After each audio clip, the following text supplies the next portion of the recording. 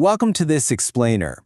Today, we're unpacking a truly mind-bending story from the history of tech and psychology. We are going to dive into one of history's absolute greatest illusions, a machine that somehow convinced the entire world it was intelligent long before the microchip was even a glimmer in an engineer's eye.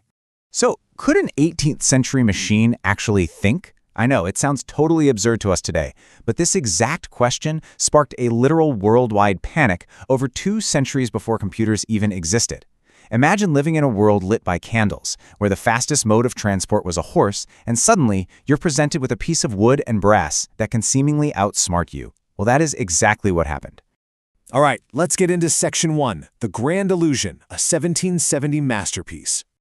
Just think about the sheer audacity here. The Austrian inventor Wolfgang von Kempelen didn't just test his creation out in some local pub. No, he introduced this supposedly thinking machine directly to royalty, unveiling it to Empress Maria Theresa. He called it the mechanical Turk.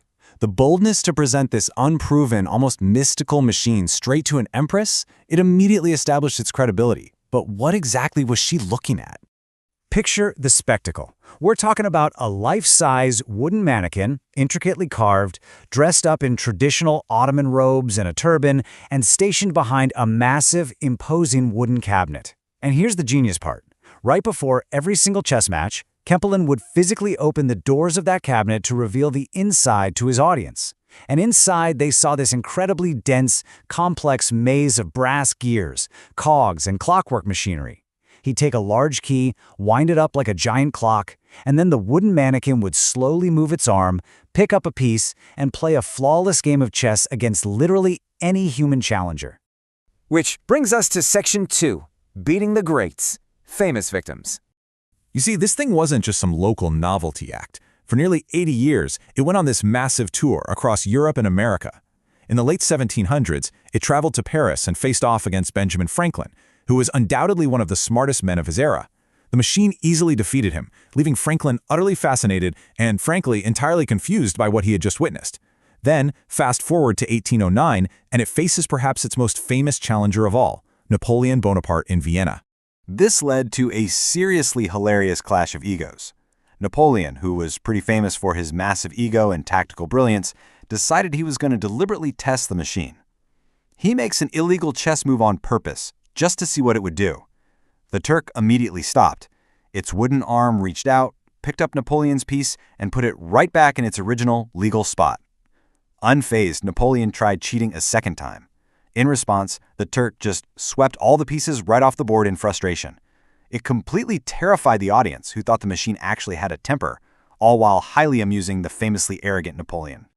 Moving right along to Section 3, The Secret Revealed, How It Actually Worked. Okay, here's the ultimate trick. The mechanical Turk was absolutely not the world's first artificial intelligence. It was, arguably, the greatest magic trick in history. The machine itself didn't know how to play chess at all. That dense clockwork we were talking about earlier, it was just a fake visual facade. It was a brilliant distraction from the reality of a human chess master hiding inside the cabinet the entire time. But this raises a pretty incredible mechanical question, right? How on earth did a human fit inside a cabinet full of gears, and how in the world did they see the board? The sheer mechanical brilliance of this deception is wild. So the human operator actually hid on a sliding seat. When Kempelen opened those doors to show off the gears, the player just slid into the dark, concealed areas to avoid detection. But how did they see the game? Well, every single chess piece on the main board had a strong magnet on its base. Underneath, inside that dark cabinet, small metallic strings dangled down, so when a piece moved above, the string moved below, letting the hidden master perfectly track the game by nothing but candlelight. Finally, using a complex pantograph system, which is basically a series of connected levers, the master physically controlled the wooden mannequin's arm up above. The true genius wasn't AI, it was this unbelievably complex 18th century user interface. And that leads us to our final part, Section 4, The First AI Panic, Theories and Controversy.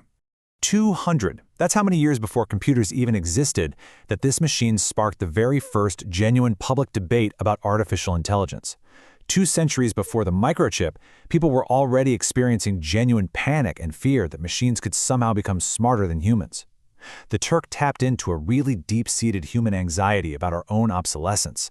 So why on earth were the smartest people in the world, we're talking brilliant minds like Benjamin Franklin and Edgar Allan Poe, so easily fooled by this? Well, because sometimes the greatest piece of engineering is not the machine itself, but the psychological manipulation of the audience. The Mechanical Turk proves that technological deception works best when it plays directly into our existing hopes and fears. The engineering of those hidden magnets and the sliding seat was absolutely brilliant, for sure, but the true masterclass here was the psychological manipulation. Which leaves us with a pretty massive question to ponder today. Are we still easily manipulated by the illusion of intelligent machines? When we interact with algorithms or chatbots or automated systems, do we project way more intelligence onto them than they actually possess? Just like those audiences in 1770 did with a wooden puppet? You know, the anxieties and hopes that Wolfgang von Kempelen unlocked centuries ago still powerfully mirror our really complex relationship with technology right now. Thanks so much for joining me for this explainer, and remember to always keep questioning the magic inside the machine.